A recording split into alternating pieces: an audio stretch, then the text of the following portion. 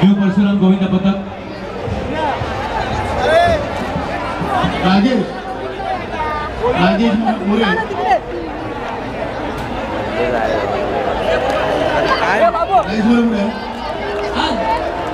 मी का बोलतो जे गोविंद पथक आलेले त्यांचे रजिस्ट्रेशन झालेले आहेत का त्यांचे तिथले नंबर स्लीप नंबर आणि